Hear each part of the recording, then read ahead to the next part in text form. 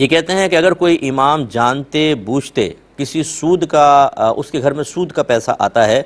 تو اس امام صاحب جان بوجھ کر ایسے گھر میں جاتے ہیں جس گھر میں سود کا پیسہ آتا ہے، کھاتے پیتے بھی ہیں ان کے ساتھ، تو ایسے امام کے پیچھے نماز پڑھنے کا کیا شرعی حکم ہے؟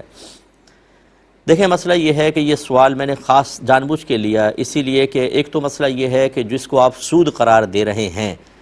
جو خالصتاً جس میں کسی کا اختلاف نہیں ہے کہ آپ نے کسی کو قرضہ دیا اور قرضہ دینے کے بعد اس پہ نفع لے رہے ہیں، یہ نفع سود ہے، یا کسی کی چیز رہن رکھ لیتے ہیں بطور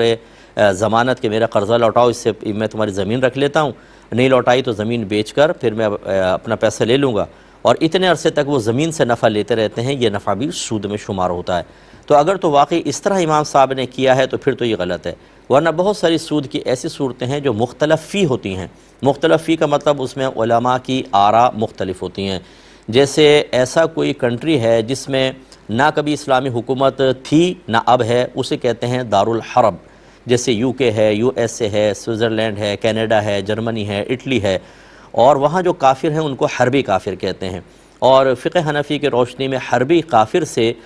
سودی لین دین اگر مسلمان کرے گا تو اس میں وہ سود اس کا یعنی سود نہیں کہلائے گا۔ اگر اس سے مثال کے طور پہ اس کو وعدہ سود پہ قرضہ دے کے پروفٹ لیتا ہے تو وہ سود نہیں کہلائے گا۔ ہاں اگر دے گا اور اس میں نقصان کا پہلو ہے تو اس اعتبار سے منع کرتے ہیں بات۔ اور بعض علماء ہیں جو اس کے باوجود کہ وہ دارالحرب ہے، یعنی فقہا کی تعریف کے مطابق،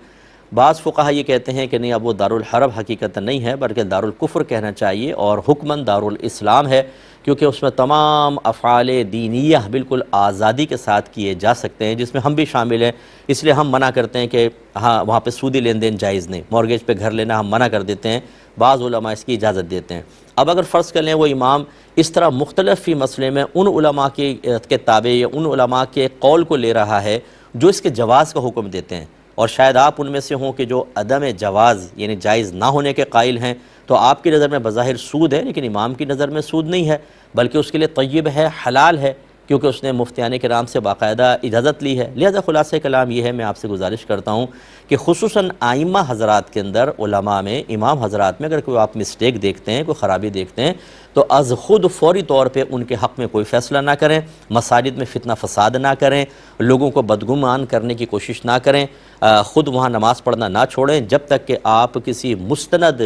دارالعلوم سے، باقاعدہ اچھے مستند مفتیان کرام سے یہ تمام صورتحال بیان کر کے وضاحت طلب نہ کر لیں۔ اس کے بعد پھر وضاحت بھی دیں تو ریٹن میں وضاحت لیں، اور وضاحت لے کر پھر آپ کمیٹی سے رجوع کریں، کمیٹی کو دیں کہ بھئی یہ مسئلہ ہے، اس کے بعد پھر کوئی عملی قدم اٹھائیں۔ لیکن ہمارے ہاں سنی سنائی باتوں پر یا وہ باتیں صحیح ہوتی ہیں، لیکن جس شخص کے بارے میں آپ فیصلہ کرنا چاہتے ہیں اس کے حق میں وہ باتیں کامل ابھی نہیں ہیں اور وضاحت درکار ہے۔ ہم فتویٰ جاری کر کے اور فتنہ پھیلا دیتے ہیں اور مسائل کھڑے ہو جاتے ہیں۔ اس میں یاد رکھیں کہ ایسی ناقص معلومات کے ساتھ کسی امام کو ذلت پر پیش کرنا یا اسے مسجد سے باہر نکلوا دینا، اس کی نوکری ختم کروا دینا اور لوگوں کو بدظن کر کے مسجد کو ویران کرنے کی کوشش کرنا، یہ سارا جہنم کا راستہ ہے۔ اس لیے بہت سے تبلیغ کا جھنڈا ہاتھ میں اٹھا لیتے ہیں، اصلاح کا جھنڈا، لیکن ساری معلومات ہوتی نہیں ہیں، وہ سمجھتے ہیں ہم بہت اچھا کام کر رہے ہیں، حالانکہ وہ اپنے لیے آخرت کی تباہی والا کام کر رہے ہوتے ہیں۔